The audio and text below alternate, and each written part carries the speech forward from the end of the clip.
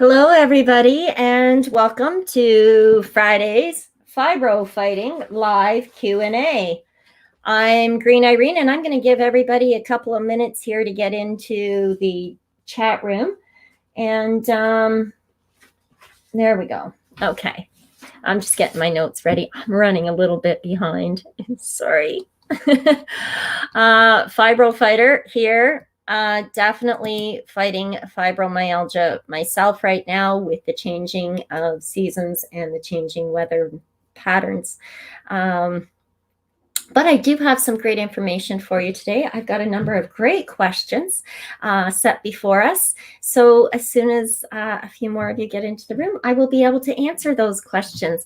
Hopefully you can hear me okay. I've got my mic set back a little bit today because there's a few things that I want to show and display, of course, which I can't do if the mic is right here in my way. It's just congested space, right?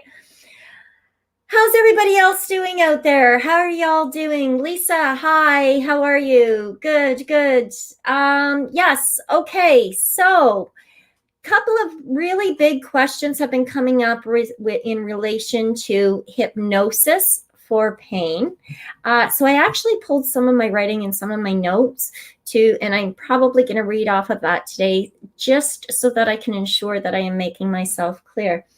I'm also giving away to one of our lucky subscribers today. Let's see if I can actually do this.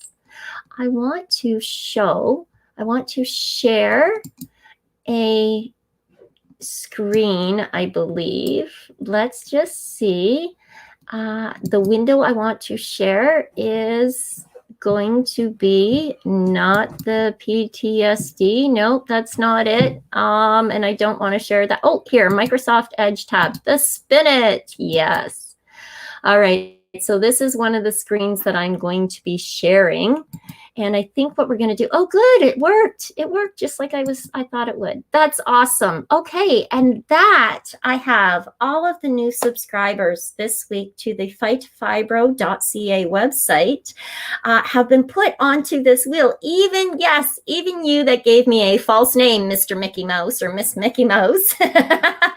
I do have a proper email address for you. So you will notice your name on the wheel, as well as some other names that may not have been legit names. But of course, the email address is a legit email address. And so you have been entered into the wheel as a subscriber to win one of the Fibro Fight trial sample packages for the self-spa kits. So it comes in this lovely little bag that you can use for whatever you want afterwards. And it's a nice little cotton hemp bag. And inside of there, you're going to find the the tincture that I use, and that's for deep tissue. And that's an alcohol-based tincture, cannabis-infused tincture, that really helps with the sore, achy muscles that we chronic sufferers experience. There's also some bath salts that are infused. So make sure that you have a nice cannabis-infused bath. So spa solution, right? And of course, the topical solution, which is for those sore, achy muscles, the inflammation, it will reduce it immediately. And one of the lucky subscribers at fightfibro.ca will be winning that today. That's that package. If you haven't already signed up, or you're just subscribing now, I do apologize. It's kind of too late to get your name on the wheel, but there will be more prizes down the road as time goes on. Hello, hello, hello, hello, everybody. Welcome, and thank you for tuning in. So let's get started with some of the questions before I give this away. One of the questions that came to me says, my wife seems to be diagnosed with something new every time she sees the doctor.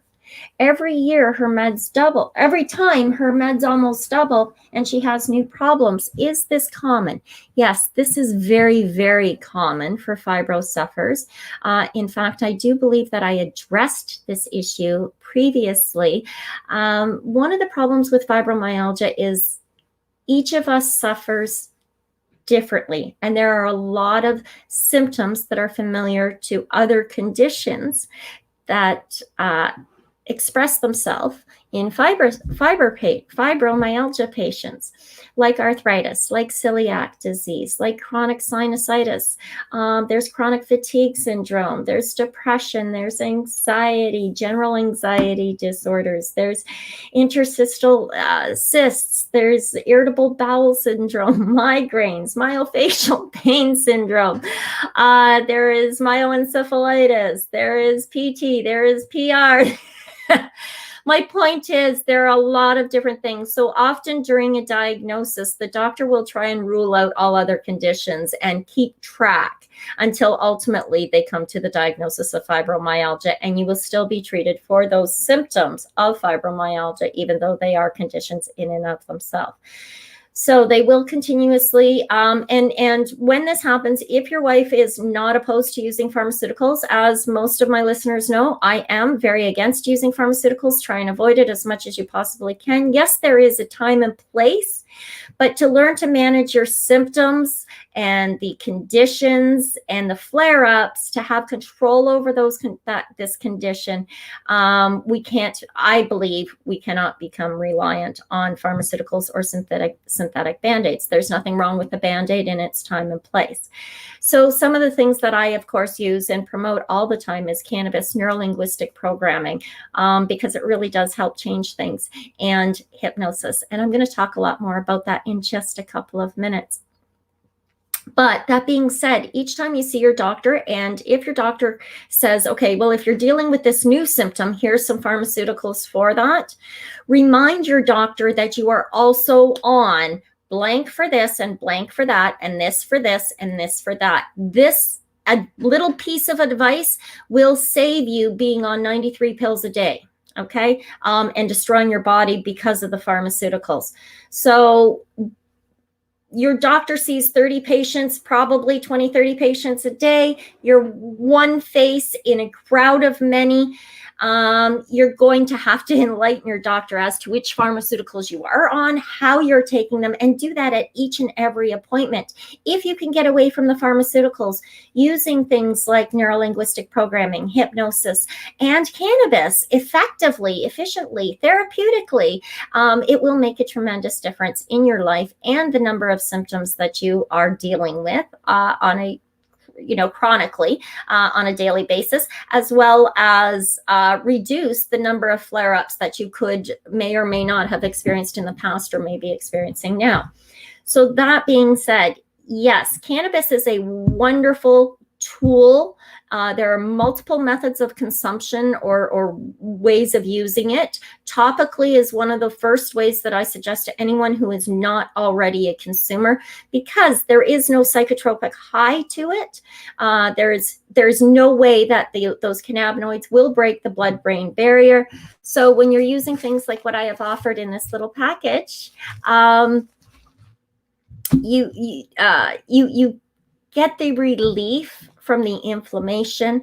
It calms your body, de-stresses, relaxes those achy, sore muscles. And that in itself is often a lot for during a fibro flare. Just to have that physical calm, relaxation, and relief is huge for a fibro patient. Now let's add to that some of the neurolinguistic programming and some of the hypnosis techniques. And wow, you've got a powerhouse of treatment. Okay. So as I said, I pulled up some of my notes earlier. This is actually from my book. This is a section from the book. What I wanted to point out is that, as early as 1850, the English surgeon, James Esdale, you guys can check this up, demonstrated that hypnosis could remove the acute pain of major surgery reliably, delivering effectiveness that was comparable to the anesthetic that they were using at the time. So there's also been a lot of experimental studies since then that the results prove again and again that with hypnosis, you can reduce that pain substantially. You can even eliminate it. Now, one of the things that was recently brought to my attention was that before I work with a patient who is dealing with pain, and before I help a client learn techniques, it is very important that you clarify with a medical professional what that pain is. Because if there is something else going on, that's your body. Like, I'm going to make stuff up, okay? I'm making this up. You have a tremendous pain in your belly, and you think that that pain is because you're stressing out. So you come to see me and I help reduce that pain. I help you ignore it, okay? So you don't even feel that pain anymore. Meanwhile, you have this giant, I don't know, blah, blah, explosion of a volcano of a cyst or something growing there that a quick trip to the doctor would have diagnosed, removed, dealt with, problem solved, and I could have helped you with the pain that way. But I would hate to ignore a pain that your body is telling you. Pain is essential. It's your brain's way of saying there is something wrong here and we need to fix that. It's the chronic pain that I want to help you use hypnosis for, okay? So making that very clear. If you know that, yes, it is chronic pain, it is this same thing that I am dealing with again and again. I know what's going on in my spine, and the only way to reduce that pain has been pharmaceutical to date, but I don't like the hazy feeling, and I would really rather learn to manage my pain naturally. So if I could put some cannabis tincture on my back, maybe a little bit of lotion, and do a hypnosis, a self-hypnosis that turns down the volume of the pain or reduces the color of the flare-up of that pain so that I can manage my life pharmaceutical free, that is what I can help you do, okay? So yeah, basically, I don't want to help a client injure themselves. You have a broken leg. I don't want to hypnotize you not to feel that pain. I want you to deal with the broken leg. Okay. There was something I wanted to get to. So, yeah, sorry, I just printed that off my book. And okay, so how can the hypnosis be used to alter pain? Again, guys, I'm dealing with my own, hello. Okay, I'm dealing with my own fibro flare right now, so I don't want to rely on memory. This is one of those cognitively dysfunctional days. And I have spent a large portion of my day already in a state of hypnosis so that I can function and smile and not allow the challenges to get me down or this little bit of a flare, because I know that this weather will change and my body will adapt. And so as long as I stay in this state, I can handle it. That being said, a lot of my brain power, or the little guys running around in my brain, are staying focused right now on reducing those colors and keeping the color out of the pain regions for me, which means I'm relying heavily on my notes today. My backup memory, right here. And we should all have that. That's part of my battle strategy plan in fighting fibro, and I often recommend it. Yes. My 30-day program for fighting fibromyalgia, or the 30-part fighting fibro, will be available by the end of this month, most likely, if not the very first week of October, because the pieces are coming together greatly. I'm having a little bit of challenge because I'm fighting my own battles, but it is still coming together very nicely. So coming back to how to use hypnosis, this is not to deny that, okay, how hypnosis can be used to alter the pain. I know in summary, pain as we know it is largely a result of our thinking about it. Now that's not me saying that. That's Milton Erickson. And Milton Erickson is the father of hypnotherapy, okay? Pain is a complex, a construct that is composed of past remembered pain, of present pain experience, and of anticipated pain of the future. The immediate stimuli are only a central third of the entire experience. Therefore, nothing so much intensifies pain as the fear that it will be there on the morrow, right? Okay. Conversely, the realization that the present pain is a single event, which will come definitely to a pleasant ending, serves greatly to diminish pain. And that's how you use hypnosis, guys. And I know that that's it. in a nutshell, that is how you use hypnosis. So now that I've given you that, okay, there are, Milton Erickson himself offered 11 different methods of dealing with pain, specifically using hypnosis. Okay. Those categories kind of overlap a little bit, but on the overall, directly suggesting that the pain disappear while you're in a state of hypnosis actually works. It really does. I have, smashed my knee, gone in there and said, you know what, I've had enough of this, and literally scrunched up that pain mentally, kind of like in a dream state, and fluffed it away. So it can be done. Okay. So that's directly suggesting that the pain disappear. And a practiced hypnotherapist can help you do that. Or there's also the indirectly suggesting that the pain disappear. So this is actually, if you look up any of Bandler or Grindler's work, you'll find that, okay, the example that's used, Joe, a plant is a wonderful thing, and it's so nice, so pleasing just to be able to think about a plant as if it were there, a man. Would such a plant have nice feelings, a sense of comfort, blah, blah? So this is indirectly. So what we're going to do is we're going to take that pain and we're going to transfer it someplace else and suggest that we can move that away from it. So that's indirectly. There's also creating amnesia for any past experiences. There's creating numbness or like an analgesic in the area of the body. There's, and of course you can do that even more, and you can do that deeper and deeper till you can go into major surgery. There's altering the sensations of pain. I have seen people take a muscle ache and turn that into muscle tingles that they actually enjoyed. It felt vibrational for them. So that's wonderful. There's dissociation. There's reinterpretation of the pain. There's distorting time about the pain. And then, of course, suggesting that the pain reduce itself gradually. So you can do that using things like body scans. They are very, very effective. Now, there's also some research evidence that has suggested different hypnotic approaches affect different stages in the processing of the pain. So just as different analgesic drugs are going to change, firstly, some hypnosis seems to prevent pain being perceived by the conscious mind while allowing the lower brain to register it. This produces what researchers such as Hilgard called the hidden observer. Okay, that's just one arena. In such circumstances, when research subjects are asked to signal non-verbally as to whether or not they have pain, they signal even though they consciously report that they feel fine.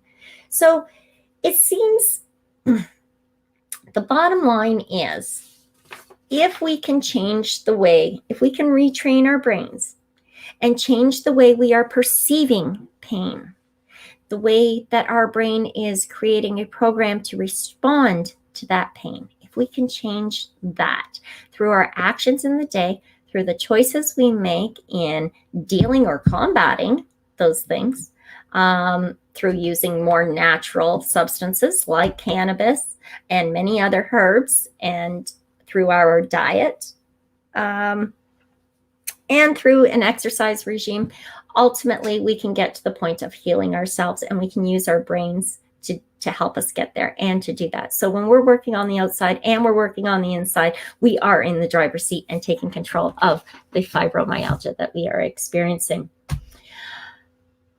On that note, guys, I'm going to get back to my own meditation. I'm going to spin that wheel for this prize,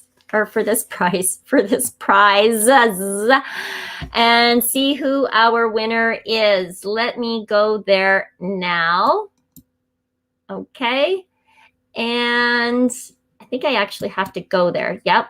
All right. So right now, again, I have all of you here, 56. Okay, 56, and somebody is going to win. Tap to spin. I hope you guys can all see this. There it goes. And our lucky winner is number 16, Robert. Woohoo! All right. So on that note, Robert, I do have your email address. I have your proper email address. I will be shipping that package off to you ASAP. Again, remember that this is all for a topical solution. This is a spa solution, okay? Samples, and I will send some instructions with it. And if you have any questions, don't hesitate to contact me. I'm more than happy to answer your questions. On that note, I really do want to thank everybody for tuning in today. Very much appreciated. Robert, your package is on its way. Peace out, guys.